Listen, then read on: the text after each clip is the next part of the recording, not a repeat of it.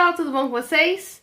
Hoje eu estou aqui para dar continuidade à leitura de Fahrenheit 451 do Ray Bradbury aqui no Desafio Literário de Julho, gente. Muito bacana essa história, tá sendo muito legal acompanhar aqui essa história. E eu espero que vocês estejam gostando, eu espero que vocês estejam curtindo. Deixa aqui embaixo nos comentários o que você está achando, tá bom?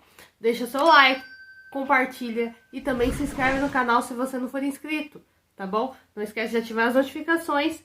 Então, hoje nós vamos dar continuidade à leitura, né, de Fahrenheit 451. Ontem nós lemos até a página 63 e hoje nós vamos ler da 64 até a 87. Seguindo o cronograma aqui, ainda estamos na parte 1, concluímos a parte 1 amanhã, gente. Então, segue aqui comigo, tá bom? Espero que vocês estejam gostando e bora lá continuar a leitura. Não havia uma velha anedota sobre a esposa que falava tanto ao telefone que o marido, desesperado, correu até a loja mais próxima e telefonou para ela para perguntar o que havia para o jantar. Ora, então por que ele não comprava uma estação transmissora para radioconchas para conversar tarde da noite com sua mulher? Murmurar, sussurrar, gritar, bradar, berrar? Mas o que ele sussurraria? O que ele gritaria? O que poderia dizer?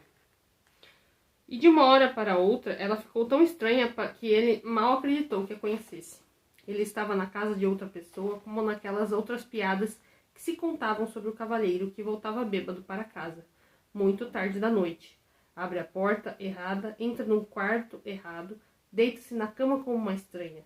Acorda muito cedo e sai para o trabalho, sem que nenhum dos dois perceba o engano. Millie, sussurrou ele. O quê? Eu não quis assustar você. O que eu quero saber é... O quê? Quando nos conhecemos? E onde? Quando nos conhecemos? Como? Perguntou ela. Quer dizer, a primeira vez. Ele sabia que ela devia estar franzindo o senho no escuro, e ele esclareceu. A primeira vez que nos vimos, onde foi? E quando? Ora, foi em... Ela parou.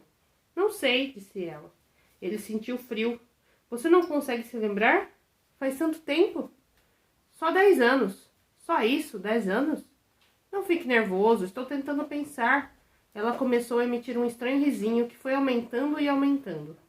Engraçado. Que engraçado quando uma pessoa não se lembra de onde nem quando conheceu a esposa ou o marido. Ele massageou lentamente os olhos, o senho e a nuca. Colocou as duas mãos sobre os olhos e aplicou ali uma pressão fixa, como se para prender suas lembranças no lugar. E de repente, saber onde havia conhecido Mildred era o mais importante do que qualquer outra coisa em sua vida. Não tem importância. Ela estava agora em pé, no banheiro, e ele ouviu a água escorrendo e o ruído de deglutição que ela produzia.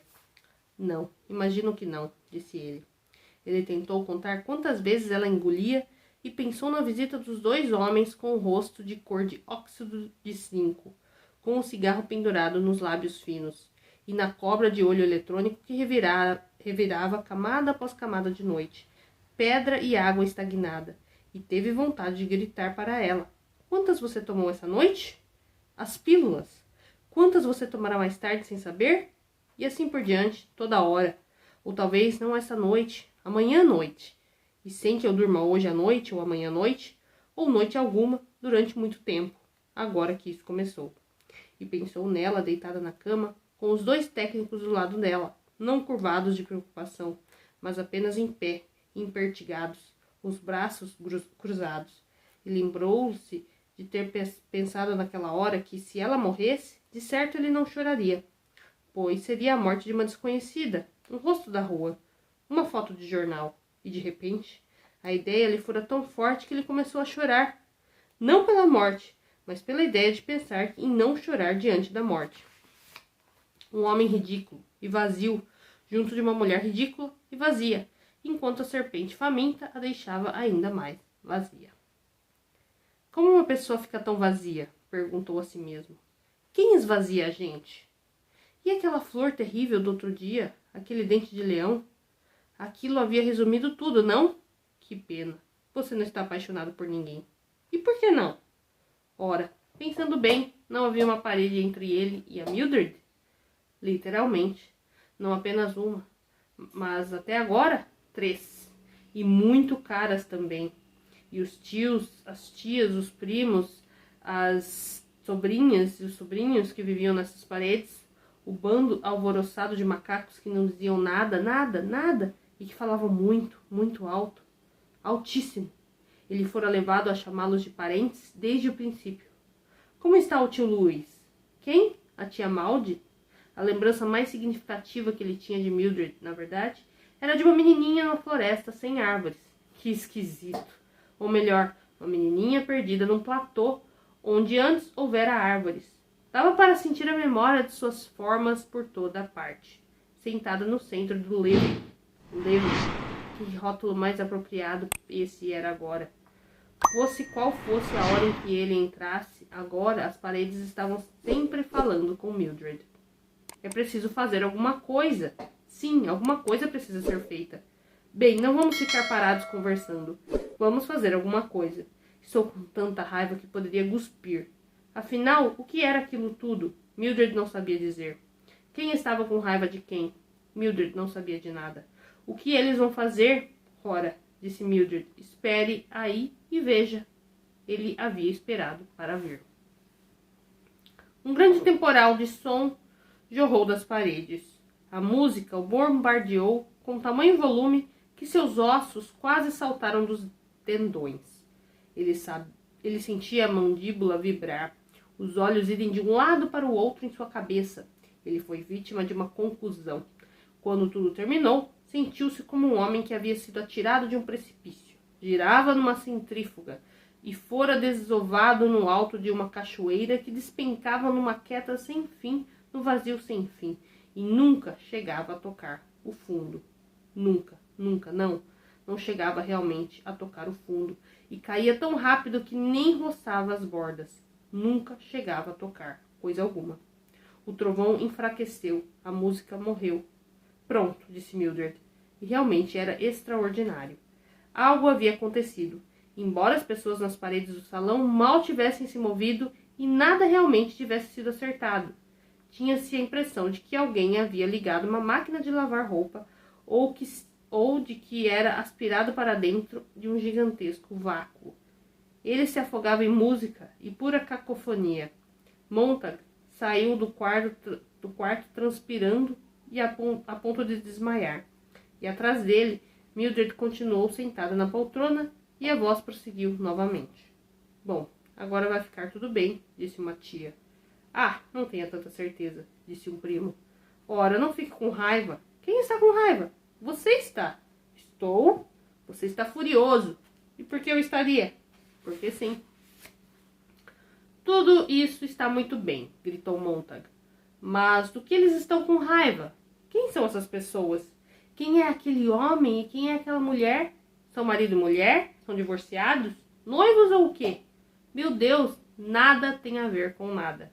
Eles, disse Mildred, bem, eles tiveram uma briga, sabe? Eles realmente brigam muito. Você precisa ouvir. Acho que eles são casados. Sim, eles são casados. Por quê? E quando não eram os 3 paredes, que logo seriam 4 e o sonho estaria completo.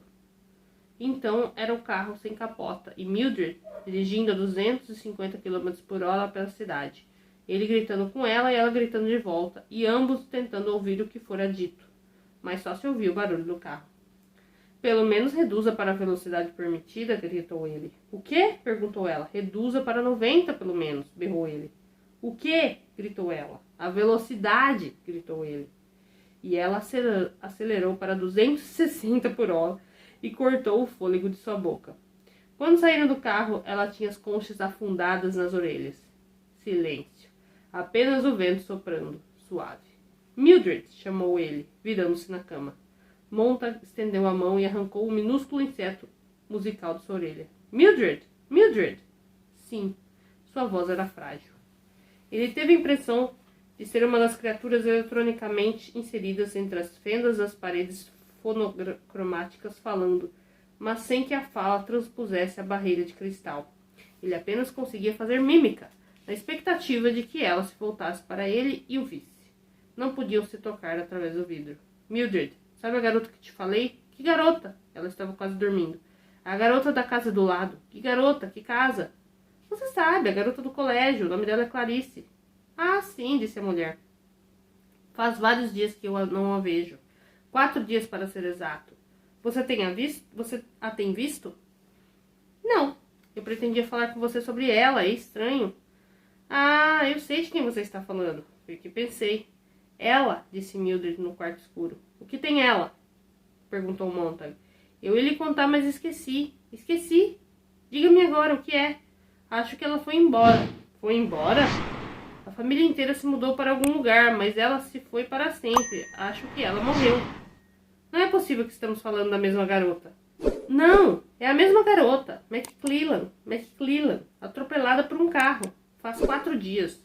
Não estou bem certa, mas acho que ela morreu. Em todo caso, a família se mudou. Não sei, mas acho que ela morreu. Você não tem certeza? Não, certeza não. Quase certeza. Por que não me contou antes? Esqueci. 4 dias atrás, esqueci completamente. 4 dias, disse ele deitado sussurrando. Os dois continuaram deitados no quarto escuro, imóveis. Boa noite, disse ela. Ele ouviu um ligeiro farfalhar. Era a mão dela se mexendo. A radioconcha se moveu como um louva-a-Deus no travesseiro, tocado por sua mão. Agora ela estava novamente em sua orelha, zumbindo. Ele se pôs a escutar e notou que sua mulher cantarolava ao respirar. Fora da casa, uma sombra se mexeu. Um vento outonal chegou e se dispersou. Mas havia algo a mais no silêncio. Era como uma respiração contra a janela. Era como uma frágil lufada de fumaça esverdeada e luminescente. O movimento de uma enorme folha de outubro soprada pelo gramado. O sabujo, pensou ele. Está ali fora essa noite. Está ali, agora. Se eu abrisse a janela. Não abriu a janela. Pela manhã, Montag tinha calafrios e estava com febre. Ora, você não pode estar doente, disse Mildred. Ele cerrou as pálpebras sobre os olhos ardentes. Estou. Mas você estava bem ontem à noite. Não, eu não estava bem. E ouviu os parentes gritando no salão. Em pé ao lado de sua cama, Mildred o olhava com curiosidade. Ele a sentiu ali.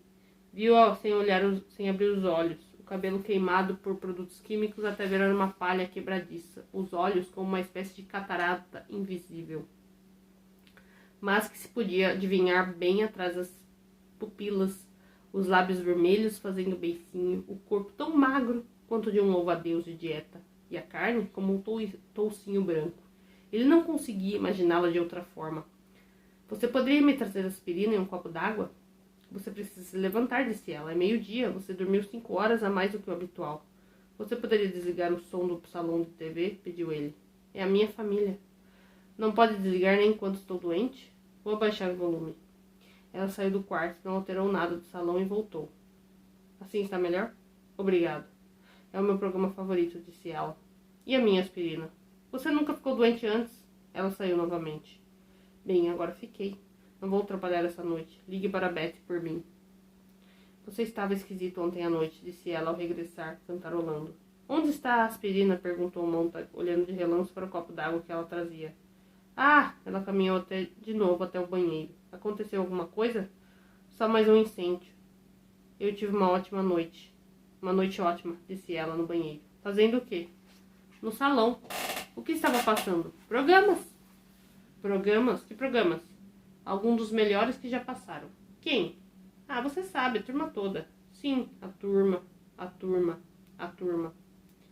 Ele fez pressão sobre a torre em seus olhos e de repente o odor de querosene o fez vomitar. Mildred entrou cantarolando e ficou surpresa. Por que fez isso? Ele olhou consternado para o chão. Nós queimamos uma velha junto com os livros dela. Por sorte, o tapete é lavável. Ela foi buscar um esfregão e limpou aquilo. Eu fui até a casa de Ellen ontem à noite. Você não podia assistir os programas do seu próprio salão? Claro, mas é bom visitar as pessoas. Ela desapareceu para dentro do salão. Ele a ouviu cantando. Mildred, chamou ele. Ela voltou cantando, estalando levemente os dedos. Você não quer saber sobre ontem à noite? Perguntou ele. O que houve? Nós queimamos uns 1000 livros, queimamos uma mulher. E daí? O salão explodia em som. Queimamos livros de Dante, de Swift, de Marco Aurélio. Esse não era um europeu? Algo assim? Ele não era um radical? Eu nunca li. Ele era um radical. Mildred brincou com o telefone. Você não vai querer que eu ligue para o Capitão Betty, vai? Você precisa. Não grite. Eu não estava gritando. De repente, ele estava sentado na cama furioso e corado, tremendo. O salão rugia no ar quente. Eu não posso ligar para ele. Não posso dizer a ele que eu estou doente. Por quê? Porque você tem medo, pensou ele. Uma criança fingindo-se doente. Tenho medo de ligar porque depois de um momento de discussão a conversa seria assim. Sim, capitão, já me sinto melhor. Estarei aí esta noite, às 10 horas. Você não está doente, disse Mildred. Monta tornou a deitar-se de costas para a cama. Enfiou a mão sobre o travesseiro. O livro escondido ainda estava ali. Mildred, o que você diria se, bem, quem sabe, eu deixasse meu emprego por algum tempo? Você quer abandonar tudo? Depois de todos esses anos de trabalho, só porque numa noite uma mulher e seus livros, se você tivesse a visto, Millie. Para mim, ela não é nada. Ela não deveria ter livros. A responsabilidade era dela. Ela devia ter pensado nisso. Eu a odeio. Ela o deixou perturbado, e se você continuar assim, vamos ficar na rua da amargura, sem casa, sem trabalho, sem nada. Você não estava lá. Você não viu, disse ele. Deve haver alguma coisa nos livros, coisas que não podemos imaginar.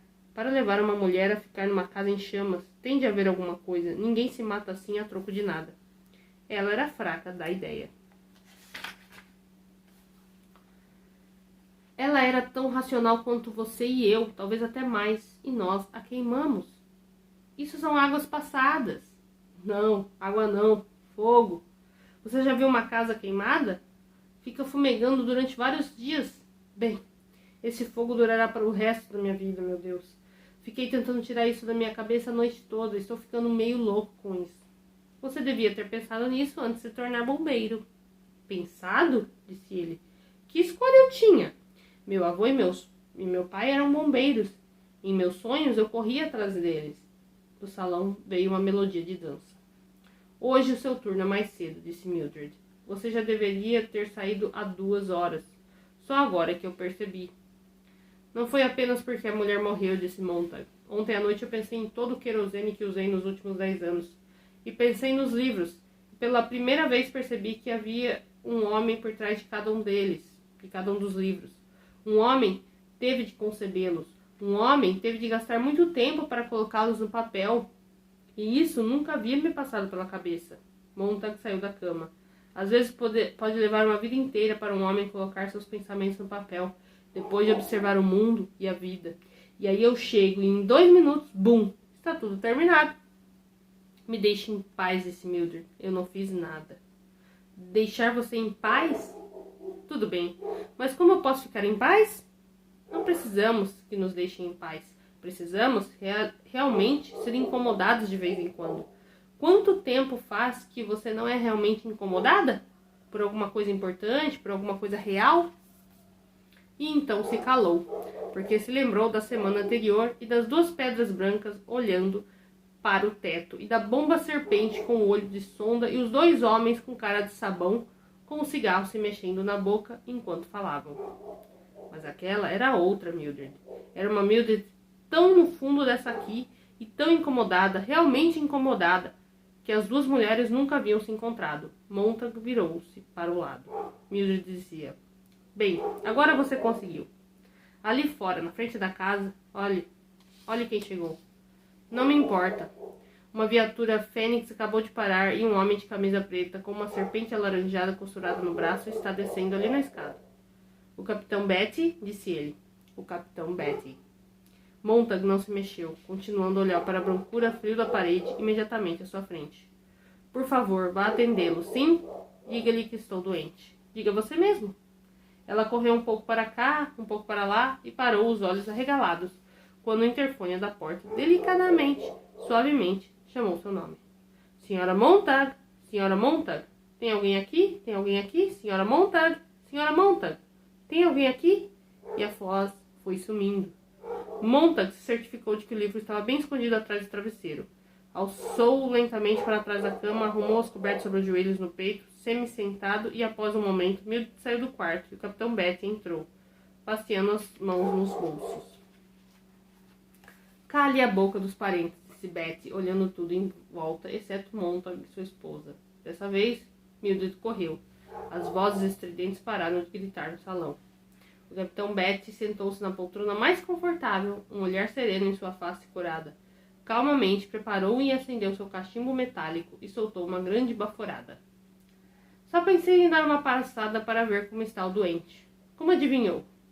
Betty abriu o sorriso que mostrava o cor-de-rosa adocicado das gengivas e a minúscula brancura adocicada dos dentes. É o que eu sempre vejo. Você vai pedir uma noite de licença. Montag sentou-se na cama. Muito bem, disse Betty. Tire uma noite. Examinou sua eterna caixa de fósforos, cuja tampa dizia garantia total, 1 milhão de chamas nesse acendedor, e começou a acionar abstraidamente um fósforo químico. Apagar, acionar, apagar, acionar. Falar um pouco, apagar. Olhava para a chama, soprava, olhava para a fumaça. Quando acha que estará melhor? Amanhã. Ou talvez depois de amanhã. Primeiro dia da semana. Betty tirou uma baforada do cachimbo. Todo bombeiro cedo ou tarde passa por isso. Eles só precisam compreender, saber como as rodas giram. Precisam conhecer a história do nosso ofício. Essa história não é contada para os recrutas, como costumavam fazer. Uma grande lástima. Baforada. Hoje só os bombeiros-chefes se lembram disso. Baforada. Vou colocá-lo a par. Mildred se agitou, ansiosa. Betty levou um longo minuto para se acomodar na poltrona e repassar o que pretendia dizer. Você pergunta, quando tudo começou, esse nosso trabalho? Como surgiu? Onde? Quando? Bem, eu diria que ele realmente começou por volta de uma coisa chamada Guerra Civil. Embora nosso livro de regras afirme que foi mais cedo. O fato é que não tivemos muito papel a desempenhar até a fotografia chegar à maioridade. Depois veio o cinema, no início do século XX. O rádio, a televisão. As coisas começaram a possuir massa. Montag continuou sentado na cama sem se mexer. E por que tinham massa? Ficaram mais simples, disse Betty. Antigamente, os livros atraíam algumas pessoas aqui e ali, por toda parte. Elas podiam se dar ao luxo de ser diferentes. O mundo era espaçoso. Entretanto, o mundo se encheu de olhos e cotovelos e bocas. A população duplicou, triplicou, quadruplicou. O cinema e o rádio, as revistas e os livros, tudo isso foi nivelado por baixo. Está me acompanhando? Acho que sim. Betty observou o desenho da fumaça expelida para o ar. Imagine o quadro. O homem do século XIX com seus cavalos, cachorros, carroças, câmera lenta. Depois, no século XX, acelere a sua câmera. Livros abreviados, condensações, resumos, tabloides, tudo subordinado às gags. Ao final emocionante. Final emocionante, disse Mildred, anuindo com a cabeça. Clássicos reduzidos para se adaptarem a programas de rádio de 15 minutos, depois reduzidos novamente para uma coluna de livro de 2 minutos de leitura, e por fim, encerrando-se num dicionário, num verbete de 10 a 12 linhas. Estou exagerando, é claro. Os dicionários serviam apenas de referência, mas para muitos, o Hamlet certamente foi o título Montag. Provavelmente a senhora ouviu apenas uma vaga menção ao título, senhora Montag. O Hamlet não passava de um resumo de uma página num livro que proclamava: agora você finalmente pode ler todos os clássicos, faça como seus vizinhos. Está vendo? Do berço até a faculdade e de volta para o berço. Este foi o padrão intelectual nos últimos 5 séculos ou mais. Mildred se levantou e começou a andar pelo quarto, apanhando coisas e arrumando-as. Betty a ignorou e continuou. Acelere o filme, Montag. Rápido. Clique, fotografe, olhe, observe, filme, aqui, ali, depressa. Passe, suba, desça, entre, saia. Por quê? Como? Quem? O quê? Onde? Hein? Ui, bum, tchan. Põe, pim, pam, pum. Resumos de resumos. Resumos de resumos de resumos. Política? Uma coluna, 2 frases, uma manchete. Depois, no ar, tudo se dissolve. A mente humana entra em turbilhão sob as mãos dos editores, exploradores, locutores de rádio, tão depressa que a centrífuga joga fora todo esse pensamento desnecessário, desperdiçador de tempo. Mildred alisou a roupa de cama. Montag sentiu o coração dar um salto, e mais outro quando ela bateu de leve no travesseiro.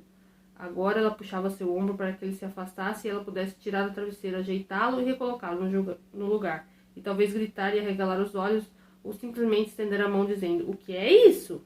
E exibir com comovente inocência o livro escondido.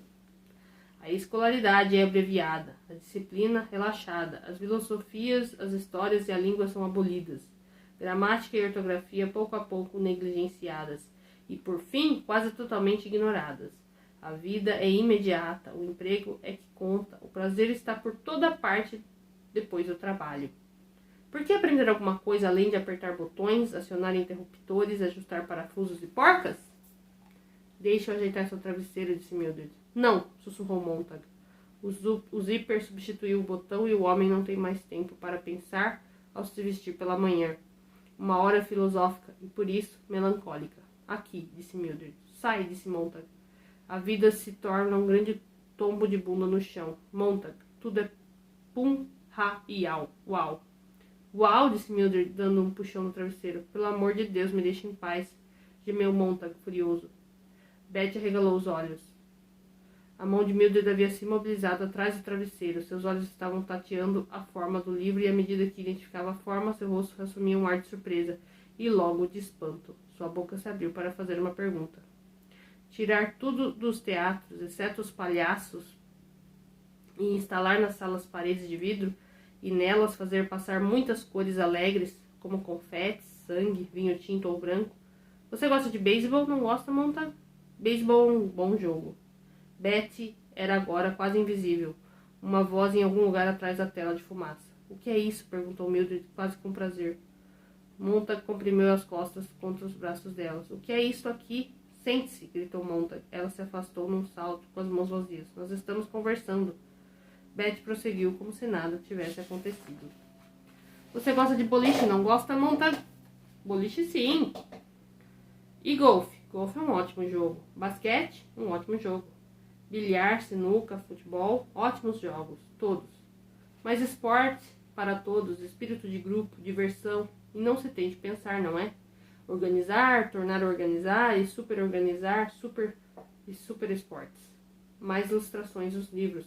Mais figuras. A mente bebe cada vez menos. Impaciência. Rodovias cheias de multidões que vão para lá, para cá, a toda parte, a parte alguma. Os refugiados da gasolina. Cidades se tornam motéis, as populações em surtos nômades, de um lugar para o outro, acompanhando as fases da lua. Vivendo esta noite no quarto, onde você dormiu hoje, até o meio-dia. E eu, a noite passada. Mildred saiu do quarto e bateu a porta. As tias do salão começaram a rir dos tios. Agora tememos as minorias de nossa civilização, certo? Quanto maior a população, mais minorias. Não pise no pé dos amigos dos cães, dos amigos dos gatos, dos médicos, advogados, comerciantes, patrões, mormons, artistas, unitaristas, chineses de segunda geração, suecos, italianos, alemães, texanos, gente do Brooklyn, irlandeses, imigrantes do Oregon ou do México. Os personagens desse livro, dessa peça, desse seriado de TV não pretendem representar pintores, cartógrafos, engenheiros reais. Lembre-se, Montag, quanto maior o seu mercado, menos você controla a controvérsia. Todas as menores das menores minorias querem ver seus próprios umbigos, bem limpos. Autores cheios de maus pensamentos tranquem suas máquinas de escrever. Eles o fizeram. As revistas se tornaram uma mistura insossa. Os livros, assim diziam, os malditos críticos snobs eram água de louça suja. Não admira que parassem de ser vendidos, disseram os críticos. Mas o público, sabendo o que queria, com a cabeça no ar, deixou que as histórias em quadrinhos sobrevivessem.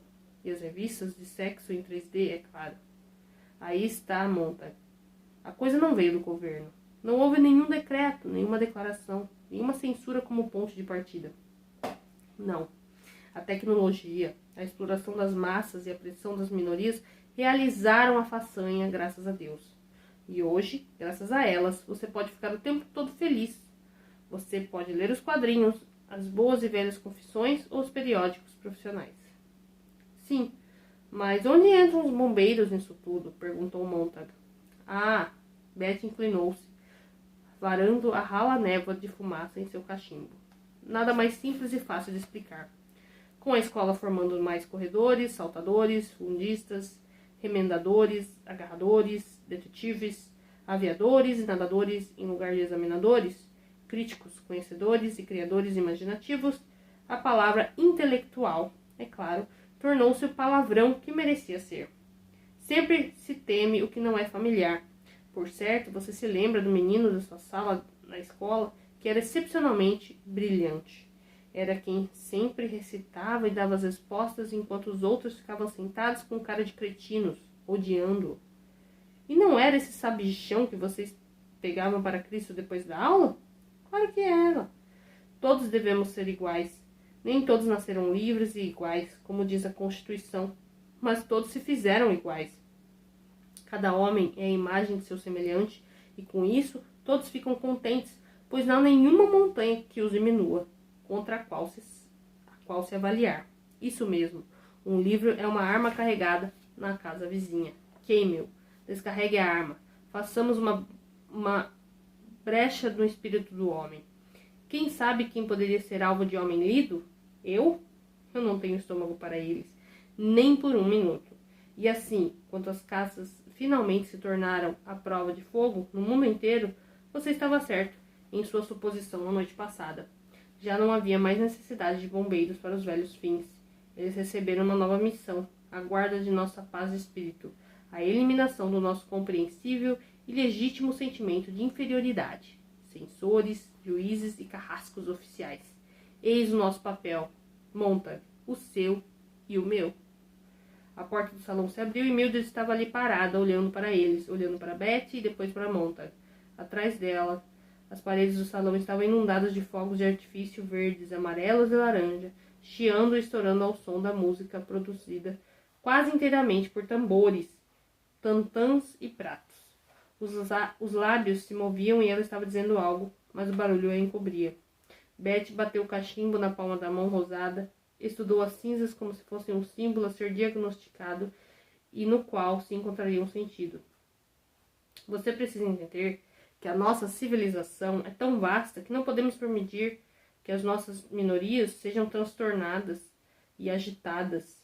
Pergunte a si mesmo, o que queremos nesse país acima de tudo? As pessoas querem ser felizes, não é certo? Não foi o que você ouviu durante toda a vida? Eu quero ser feliz. É o que diz todo mundo. Bem, elas não são? Não cuidamos para que sempre estejam em movimento, sempre se divertindo? É para isso que vivemos, não acha? Para o prazer, a excitação? E você tem de admitir que nossa cultura fornece as duas coisas em profusão. Sim. Montag lia os lábios de Mildred, o que ela estava dizendo à porta. Tentou não olhar para sua boca, receando que Betty pudesse se virar e também entender o que ela dizia. Os negros não gostam de Little Black Sambo, queime-o. Os brancos não se sentem bem em relação à cabana do pai Thomas, queime-o. Alguém escreveu um livro sobre o fumo e o câncer de pulmão? As pessoas que fumam lamentam? Queimemos o livro. Serenidade, Montag. Paz, Montag. Leve sua briga para lá fora. Melhor ainda, para o incinerador. Os enterros são tristes e pagãos? Elimine-os também. 5 minutos depois que uma pessoa morreu, ela está a caminho do grande crematório. Os incineradores atendidos por helicópteros em todo o país. 10 minutos depois da morte, um homem é um grão de poeira negra. Não vamos ficar arengando os in memoriam para os indivíduos. Esqueça-os. Queime tudo, queime tudo. O fogo é luminoso e o fogo é limpo. Os fogos de artifício morriam no salão atrás de Mildred. Simultaneamente, ela parara de falar. Uma milagrosa coincidência. Montag conteve o fôlego. Havia uma garota na casa vizinha, disse ele lentamente. Ela não está mais aí. Acho que morreu. Nem consigo me lembrar de seu rosto. Mas ela era diferente. Como foi que aconteceu? Betty sorriu. Aqui ou ali, isso fatalmente acontece. Clarice McClean, temos um dossiê sobre sua família. Nós os observamos cuidadosamente. Hereditariedade e ambiente são coisas engraçadas. Você não pode se livrar de todos os patinhos feios em poucos anos. O ambiente familiar pode desfazer muito do que a gente tenta fazer na escola. E é por isso que temos reduzido a idade mínima para admissão no jardim de infância. Ano após ano, até que agora, praticamente, Estamos apanhando as crianças no berço. Tivemos vários alarmes falsos sobre os McLeans quando moravam em Chicago. Nunca encontramos nenhum livro. O tio tinha antecedentes vagos, antissocial. A garota era uma bomba relógio. A família vinha alimentando seu subconsciente. Estou certo disso, a partir do que vi de seu histórico escolar. Ela não queria saber como uma coisa era feita, mas por quê.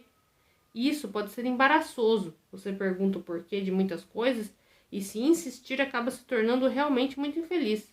A coitada da garota está morta. E foi melhor para ela. Sim, morta. Por sorte. Esquisitos como ela são raros. Sabemos como podar a maioria deles quando ainda são brotos, no começo. Não se pode construir uma casa sem pregos e madeira. Se você não quiser que se construa uma casa, esconda os pregos e a madeira. Se não quiser um homem politicamente infeliz, não lhe dê os dois lados de uma questão para resolver. Dê-lhe apenas um. Melhor ainda, não lhe dê nenhum.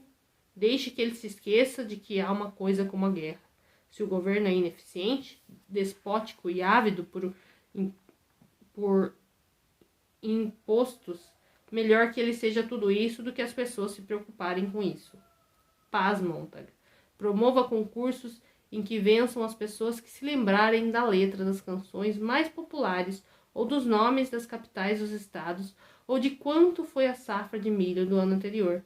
Enche as pessoas com dados incombustíveis, entupa-as tanto com fatos que elas se sintam empanzinadas, mas absolutamente brilhantes quanto as informações. Assim, elas imaginarão que estão pensando, terão uma sensação de movimento sem sair do lugar. E ficarão felizes, porque fatos dessa ordem não mudam. Não as coloquem em terreno movediço, como filosofia ou sociologia, com que comparar suas experiências. Aí reside a melancolia. Todo homem capaz de desmontar um telão de TV e montá-lo novamente, e a maioria consegue, hoje em dia está mais feliz do que qualquer homem que tenta usar a régua de cálculo, medir e comparar o universo, que simplesmente não será medido ou comparado sem que o homem se sinta bestial e solitário. Eu sei porque eu já tentei. Para o inferno com isso. Portanto, que venham seus clubes e festas, seus acrobatas e mágicos, seus heróis, carros a jato, motogiroplanos, seu sexo e heroína, tudo o que tem a ver com reflexo condicionado. Se a peça for ruim, se o filme não disser nada, estimulem-me com o teremin, com muito barulho. Pensarei que estou reagindo à peça, quando se trata apenas de uma reação tátil à vibração. Mas não me importo. Tudo o que peço é um passatempo sólido. Betty se levantou. Preciso ir. A aula acabou. Espero ter esclarecido as coisas. O importante é que você se lembre, Montag, que nós somos os garotos da felicidade, a dupla da alegria, você, eu e os outros.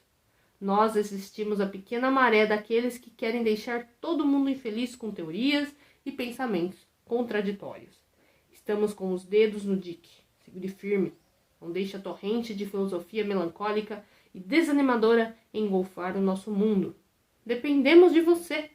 Acho que você não percebe a importância que você tem, que nós temos, para que o nosso mundo continue feliz como ele é hoje.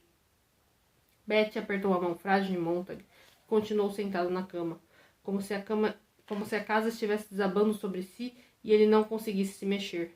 Mildred desaparecera da porta. Uma última coisa, disse Betty.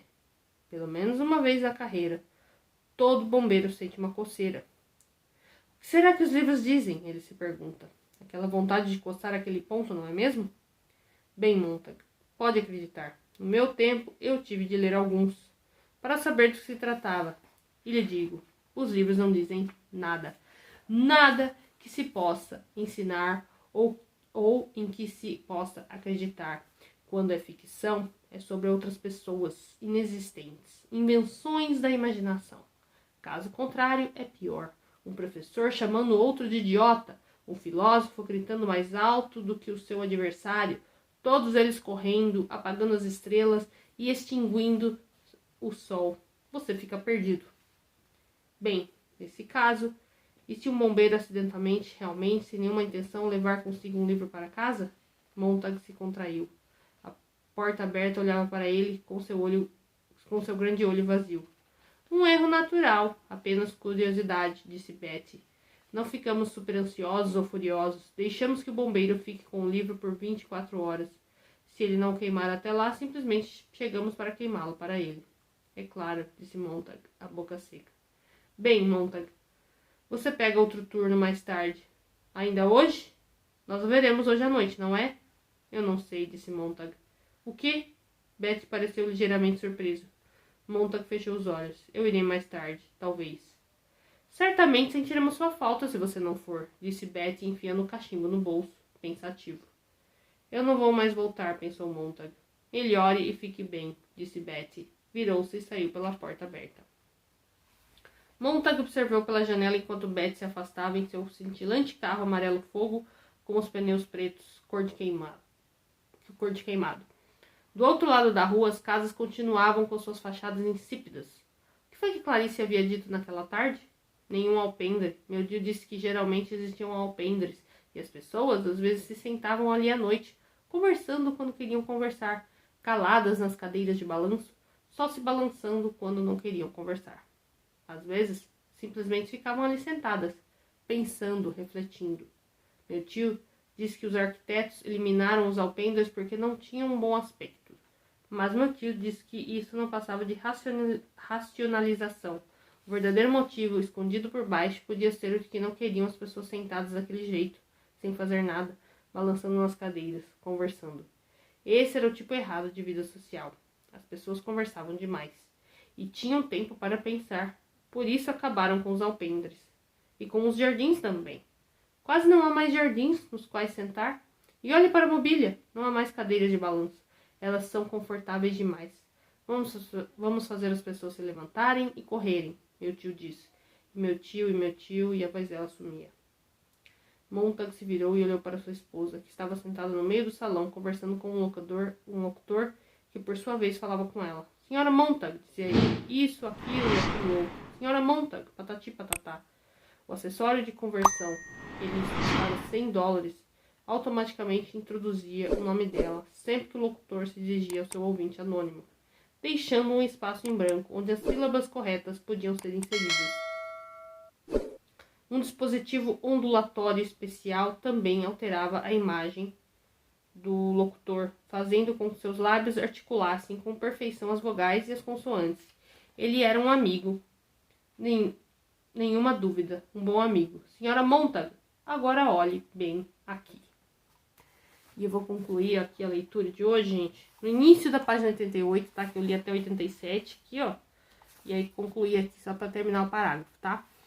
Então, nós temos aqui essa situação, né? Infelizmente, né? Como foi colocado aqui, a Clarice, né? Não está mais entre nós, né? No caso, não tá mais na história. E a gente vê o Guy passando por esse processo, né? Que eu acho que ele ainda desconhece qual o nome desse processo, que processo é esse, mas ele já começa a sentir e tal, e vocês viram que ele ficou um coisinho assim apertado, né, porque a mulher dele foi lá pôr a mão lá e viu que tinha alguma coisa lá e ficou esquisito isso aí. E eu acho que o capitão já tá meio desconfiado também, né, porque ele foi e perguntou lá, né, sobre o que, se acontecesse de pegar um livro e tal. Cara, e agora? O que vai acontecer com o Guy? O que vai acontecer com o Guy? Com o Sr. Montag. Enfim, amanhã eu volto então, gente. Vamos dar sequência aqui à leitura. Amanhã concluímos a parte 1, tá? Então amanhã a gente dá a sequência da 88, né? Da onde eu parei da 88 até a 92. E aí a gente termina a parte 1, tá bom? Então amanhã eu conto com você para continuar me acompanhando aqui a leitura de Fahrenheit 451. Essa história, gente, que eu tenho certeza que ao final dela muitas coisas vão fazer sentido, né? Enfim, a gente vai conseguir fazer muita referência e tal. Já conseguimos fazer algumas referências com os dias atuais.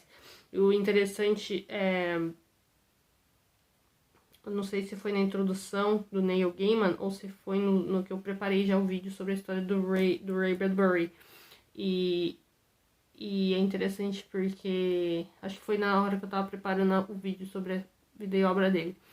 Existe um momento ali nas minhas pesquisas, né, sobre ele, que fala assim, que ele, felizmente, né, felizmente e infelizmente, né, ele foi acometido por uma doença grave, né, enfim, e faleceu por conta dessa doença, e felizmente ele não está aqui, não estava, né, quando as coisas começaram a acontecer, né, quando as ideias, enfim, as previsões, vamos dizer assim, do Ray Bradbury começaram a se tornar realidade, né?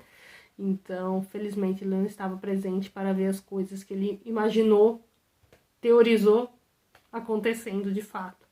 Que de fato, né, existe umas coisas aí que a gente fica chocada. E não é ficção, é real. Então, esse livro realmente faz a gente refletir muito sobre isso. E eu espero que vocês estejam gostando. Amanhã eu volto então para dar continuidade à parte 1. E a gente conclui a parte 1 amanhã, tá bom? Da página 88 até a página 92. Então, vai ser bem curtinho amanhã, né? São poucas páginas, mas só para concluir a parte 1 daí. Tá bom? Um beijo, gente. Até amanhã. Tchau, tchau.